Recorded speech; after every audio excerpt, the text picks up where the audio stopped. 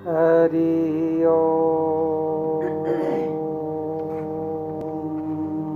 नमो भगवते वासुदेवाय। ओम सच्चिदानंद रूपाय नमः। ओम नमो नारायणः। ओम नमो भगवते वासुदेवाय। बोलो श्री पीपा जी महाराज की जय हो। माँ सीता जी की जय हो। आज की सत्संग रूपवती जी सीता जी को कोटि कोटि नमन करते हुए, प्रणाम करते हुए बात पूछती है कि हमारा जीवन तो हे गुरुदेव, हमने आपकी जो बातें सुनी हैं, सत्संग सुनी है, जिससे ऐसा महसूस होता है कि हम तो अज्ञान में डूबे हुए हैं, अंधकार में डूबे हुए हैं। ये आपका उपदेश मनुष्य मात्र की युवा पीढ़ी भाई बहनों के लिए जीवन में दिव्य सजीवनी का काम करेगी। ज़रूर हम सब हमारे भाई बहनों को ये शिक्षा दे करके वासना के अंधकार से मुक्त करके शुद्ध प्रेम के प्रकाश में प्रेरित करेंगे, जिससे सभी का जीवन पतन से बचेगा। ये बहुत बड़ी समाज की सेवा होगी। आप कृपा करके मुझे ये बताइए कि श्रेष्ठ संतान प्राप्ति के लिए स्त्रियों को क्या करना चाहिए। इसीलिए सीता जी ने कहा है, प्रिय, श्रेष्ठ गुणवान, रूपवान, आरोग्यवान संतान के लिए शास्त्रों में बताए हुए नियमों का जो पालन करना बहुत ही जरूरी है। हमारे ऋषियों मुनियों ने जो शास्त्र लिखे हैं वो बड़े लंबी तपस्या के अनुभव के बाद में लिखे हैं, और उनका जो उपदेश है वो विज्ञान सहित है, अंधश्रद्धा नहीं है। सबसे पहले माता पिता स्वस्थ होकर के शास्त्र विधि व मर्यादा का जानकारी हो, सात्विक आहार वाले हो, दयालु हो, परोपकारी हो, पवित्र भावना वाले हो, और बहुत बड़ी जवाबदारी से संतान पैदा करने वाले हो। गर्भधान का संस्कार, सबसे प्रथम संस्कार है गर्भधान संस्कार। पहले चर्चा हो चुकी है 16 संस्कारों की, तो उसमें सबसे प्रथम संस्कार है वो गर्भधान संस्कार है। जब स्त्री रजो दर्शन में होती है तब 4 दिनों तक बड़ी सावधानी से रहना चाहिए। और आज एक की बात है, दूसरे दिन तो उन्होंने ये प्रश्न पूछा है कि अच्छी संतान के लिए हमको क्या करना पड़ता है, अच्छी संतान कैसे पैदा होती है। उस विषय में सीता जी शास्त्रों की बात कहती है। शास्त्रों में 4 दिन स्त्रियों को एकांत में ही रहना चाहिए। अपने हाथ से भोजन नहीं पकाना चाहिए, न अपने हाथ से किसी को भोजन खिलाना चाहिए।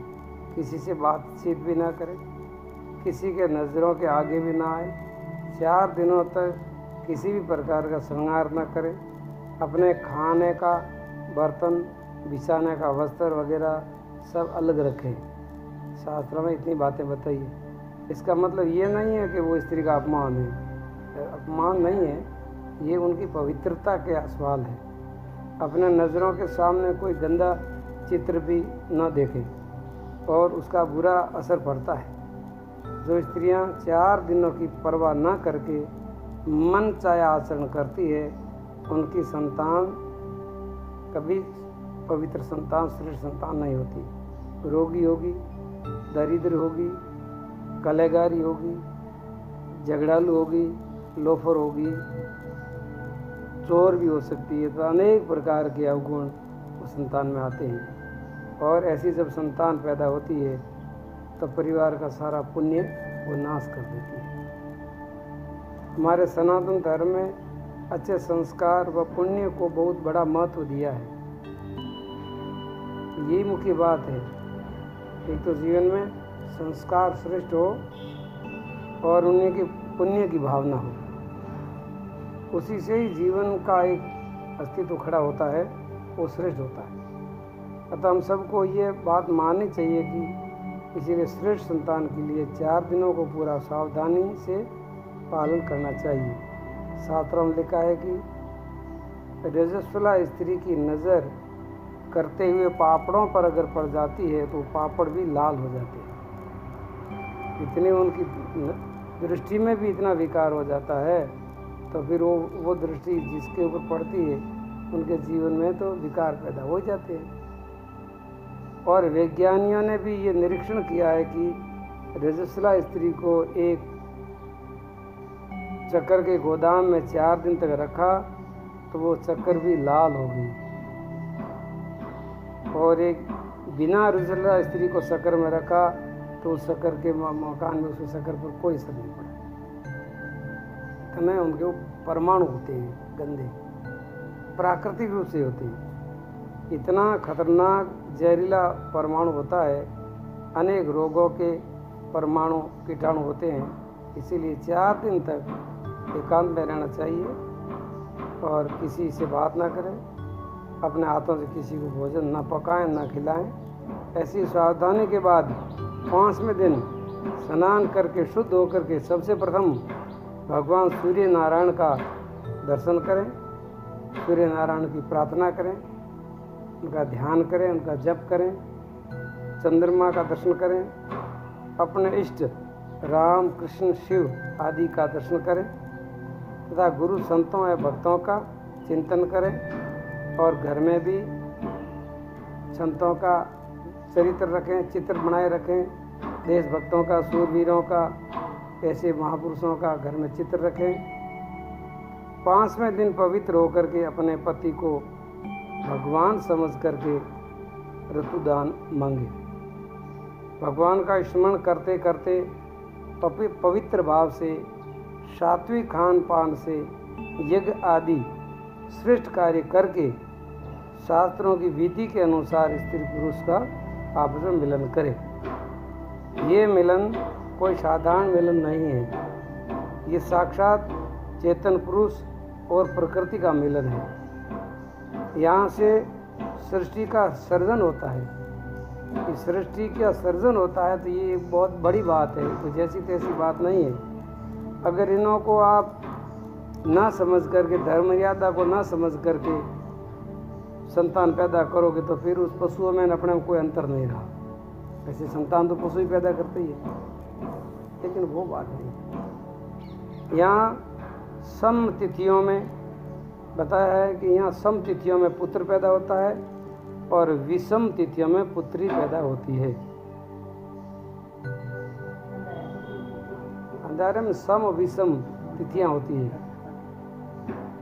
जैसे 5वें दिन स्नान करके पवित्र हुई, अब 6ठे दिन पुत्र, 7वें दिन पुत्री, 8वें दिन पुत्र, 9वें दिन पुत्री, 10वें दिन पुत्र, 11वें दिन पुत्री, ऐसा संयोग है।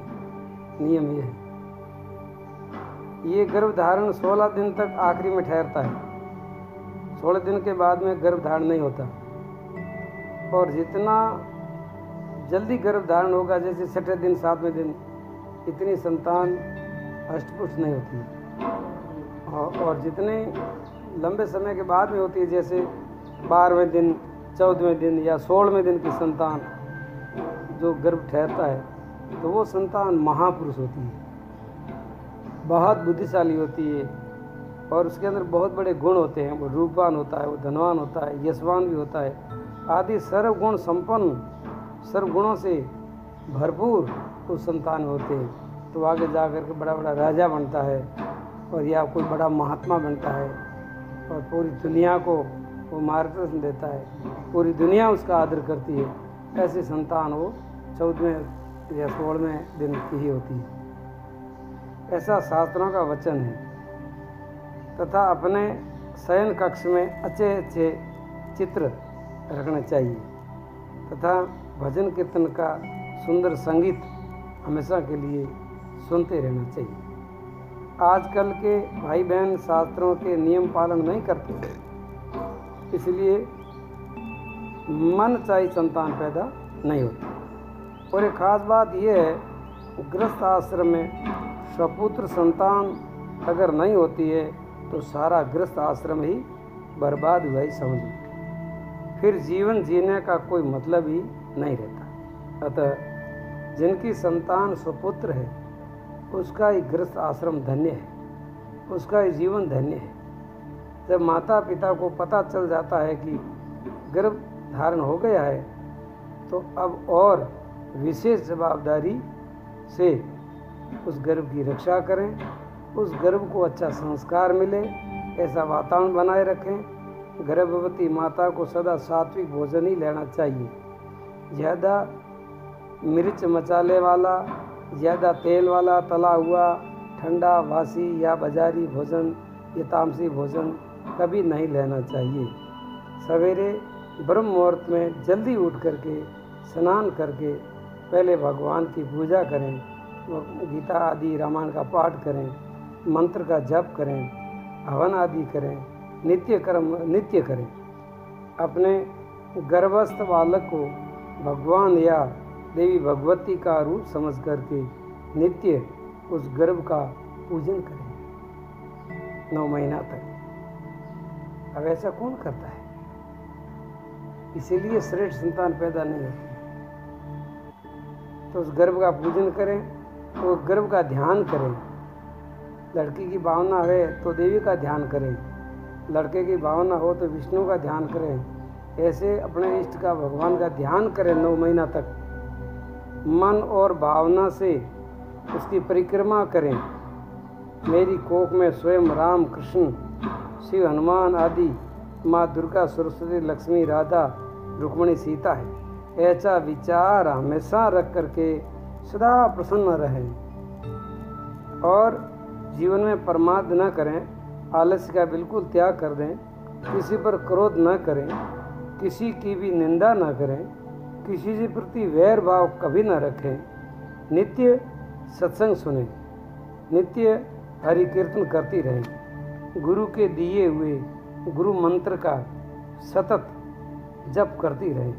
उठते बैठते खाते पीते सोते जागते वो गुरु मंत्र का स्मरण करते रहें, जप करते रहें। एक पल भी न भूलें। हाथों से सेवा का काम और मुख से भगवत का नाम सुमन जप करते रहने से जीवन में बहुत ही सात्विक गुण बढ़ जाता है। गलत आदतों वाली स्त्रियों के साथ कभी न बैठें, न इसे बात करें, न किसी की निंदा करें, न किसी की निंदा सुनें।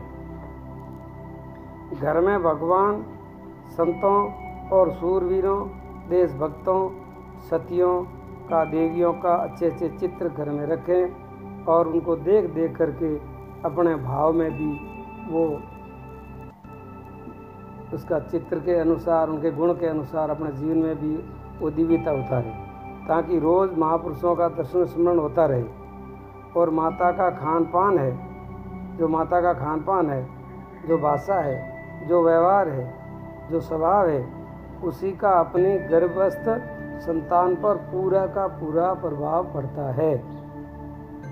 इसलिए कोई शंका, इसमें किसी प्रकार की शंका नहीं है। माताओं में सत्वगुण प्रधान रहेगा तो संतान सत्वगुणी रहेगी, श्रेष्ठ होगी, सुंदर होगी। माताओं में रजोगुण प्रधान रहेगा तो संतान भी रजोगुणी होगी तथा ये अटल सत्य है। तथा माताओं में तमोगुण प्रधान रहेगा तो संतान भी तमोगुणी ही होगी। इसीलिए बाद में संतान को दोष मत देना। ये सब बातें ध्यान में रख करके अपना जीवन सत्वगुणी बनाते रहना तथा 10 महीना या पूरा सावधानी से रहना हो तो आपकी संतान श्रेष्ठ होगी, इसमें कोई शंका नहीं। अब गर्भ 3 महीने के आसपास जब होता है, जब पुष्पन संस्कार होता है, वह ज़रूर करवाना चाहिए, जिससे गर्भ में आने वाली आत्मा के पूर्व जन्म के कुसंस्कारों को मिटाया जाता है और अच्छे संस्कारों को अंदर स्थापित किया जाता है। तथा जड़ी बूटी औषधि के द्वारा गर्भस्थ शिशु के जीवन में अगर कोई रोगाणु है, कोई रोगों के कीटाणु हैं, उनका भी तुरंत उसी समय नाश कर दिया जाता है, ताकि भविष्य में वो संतान कभी रोगी होगी ही नहीं। तीसरा संस्कार है नामकरण संस्कार। ये भी वेद विधि के द्वारा किया जाता है। ऐसे हमारे सनातन धर्म में 16 संस्कार किए जाते हैं, सब हमने पहले आपको बता दिए गए थे। अब इस संस्कारों को जीवन में बहुत महत्वपूर्ण है, महत्व देना चाहिए। आपने सुना होगा कि कयादू के गर्भ में प्रहलाद था, तब इंद्र ने कयादू का अपहरण करके मारना चाहता था, लेकिन रास्ते में नारद जी मिल गए और नारद जी कयादू को अपने आश्रम में ले गए और वहाँ सारा खान पान दिनचर्या सात्विक थी। सत्संग भजन कीर्तन पाठ पूजा होता था। पूरे समय में संयम बीता जाता था और सात्विक वातावरण में रहने के कारण में उसका परिणाम में प्रहलाद जैसा महान शूरवीर और महान भक्त भगवान का अनन्य भक्त पैदा हुआ। ये अटल सत्य है। इसीलिए धन्य है ऐसी नारी जिसने कर्ण जैसा दानी शूरवीर पैदा किया, भीष्म जैसे ज्ञानी शूरवीर, रामकृष्ण जैसे बंद कर दे रामकृष्ण जैसे भगवान और ध्रुव प्रहलाद जैसे परम भक्त विद्वानों ने ऐसे लाखों करोड़ों जतियों सतियों शूरवीरों धर्मवीरों दानवीरों को महान नारी नहीं तो पैदा किया है। धन्य ऐसी महान पतिव्रता नारी जो, इसलिए ऐसी नारियों को पुरुषों का पूरा सात्विक सहयोग होना चाहिए। स्त्रियों की सात्विक भावना को पूरा करना पुरुषों का ही बहुत ज़रूरी कर्तव्य होता है। स्त्रियों के दिव्य गुणों के साथ साथ पुरुष भी अपने दिव्य गुणों को धारण करें। स्त्री को कभी मारपीट न करें, स्त्री के ऊपर कभी हाथ न उठाएं, गाली गलौच न करें, स्त्रियों का अपमान न करें, स्त्रियों के साथ अन्याय न करें और उनका अपमान भी न करें और उनका खूब आदर करें और उनको देवी समझकर आदर करें और उनका सत्कार करें। स्त्री से अगर कोई गलती हो भी जाए तो भी प्यार से, धैर्य से, मर्यादा पूर्वक, शांति पूर्वक, विवेक के द्वारा समझाने से वो भी समझ जाती है। अगर आप उसके साथ कठोर व्यवहार करोगे और उनको ताड़ना दोगे, उनका अपमान करोगे, स्त्री को जिद में कभी उतरने मत देना। अगर स्त्री जिद में उतर गई तो फिर ब्रह्मा जी को भी वो झुका के रहती है। ये भी ध्यान रखना। पुरुषों की कुछ नहीं चलती। तो फिर साधारण पुरुषों की तो बात ही क्या। स्त्री जब जिद पर उतर जाती है तो बड़े बड़े महापुरुषों को भी झुका देती है। अगर नहीं कोई अगले वाला झुकता है तो खुद को मिटा देती है, अपघात कर देती है, लेकिन उसका हट जो होता है वो पूरा करके रहती है। तो इतनी उनकी तैयारी होती है। एक खास बात यह कि स्त्रियों को झुकाने का एक ही उपाय है, वह है प्रेम, वह उनका आदर, उनका सम्मान। बस उसके आगे स्त्री समर्पण हो जाती है, पूरा जीवन उसको दे देती है। प्रेम के अलावा भी स्त्री कभी किसी के सामने नहीं झुकती है।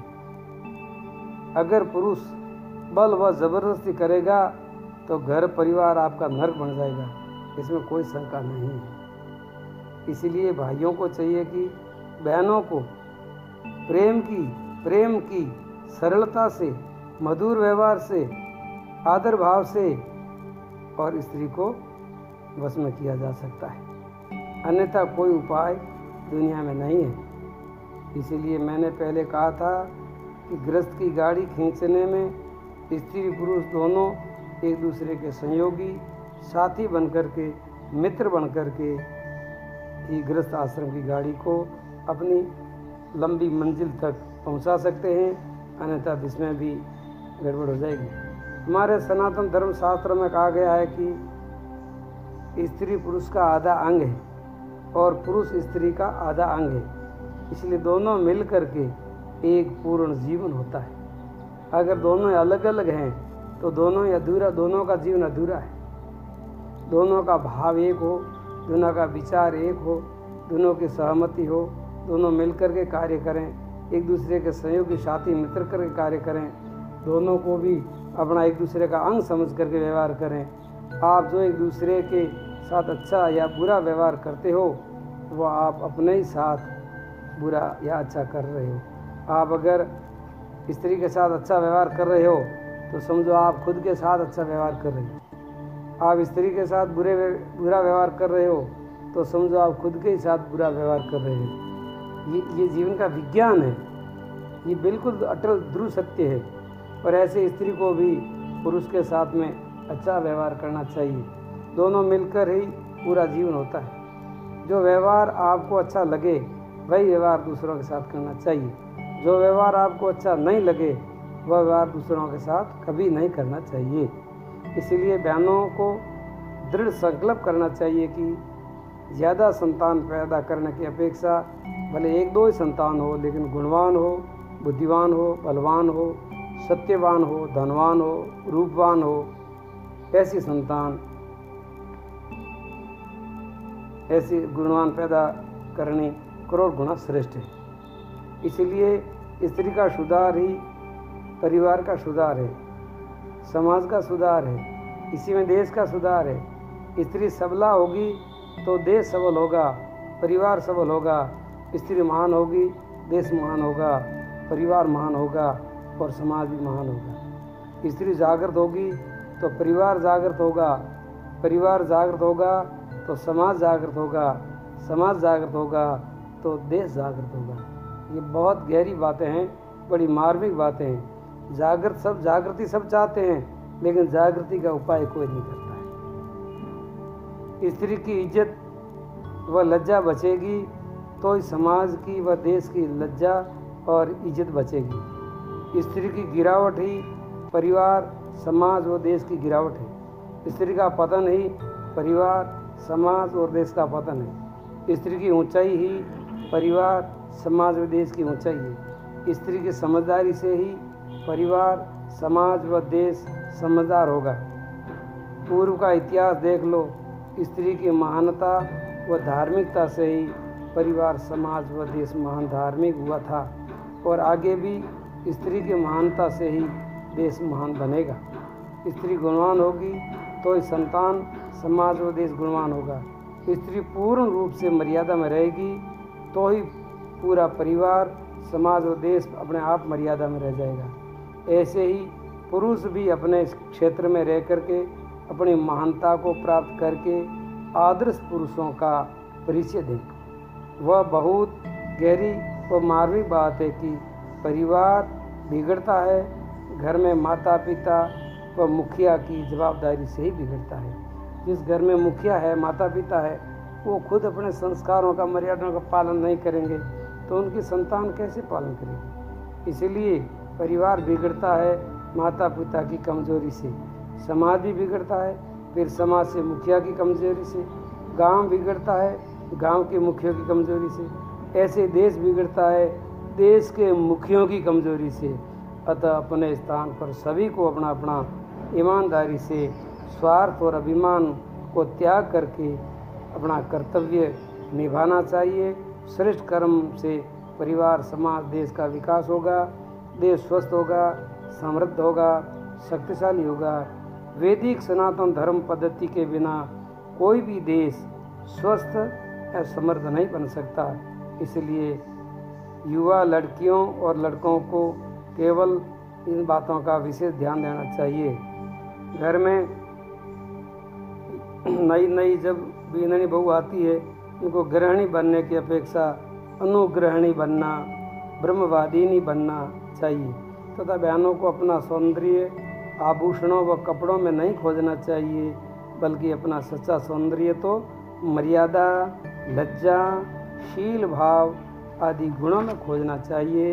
इनके बारे में आकर्षण से प्रभावित होना अपने जीवन का पतन है। भीतर के सद्गुणों से ही जीवन का सच्चा उत्थान होता है। बहनों को चाहिए कि विवेक और विनय भाव से अपनी अध्यात्म शक्ति को जगाएं, संयम और सदाचार से जीवन को सुंदर बनाएं, लज्जा और मर्यादा से अपना गौरव बढ़ाएं, सरलता और प्रेम से सबों का दिल जीतें, प्रसन्नता और परोपकार से जीवन पुष्ट बनाएं, क्षमा और धैर्य बुद्धि से अपनी महानता का परिचय दें, करुणा और मैत्रीय से अपनी श्रेष्ठता बढ़ाएं, उदारता और अनुग्रहिणी बन करके सच्ची गृहिणी का प्रमाण दें, त्याग और तपस्या से जीवन कल्याणकारी बनाएं, धर्म और ध्यान के द्वारा परमात्मा का अनुभव करें। ये स्त्रियों के लिए बहुत ही दिव्य शिक्षा है,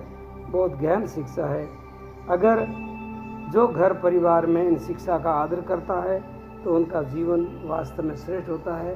तो उन घर में कभी कलह नहीं होती, झगड़ा नहीं होता, उनका जीवन का यश बढ़ता है उनका आदर बढ़ता है और देवता भी उनका आदर करते हैं। श्रद्धा और स्नेह से घर परिवार को सदा तृप्त रखें। साहस और परिश्रम से अपनी सच्ची संपत्ति समझें। सर्वे भवन्तु सुखिनः, सर्वे सुखाय, सर्वजन हिताय की भावना से अपने को पूर्ण बनाएं।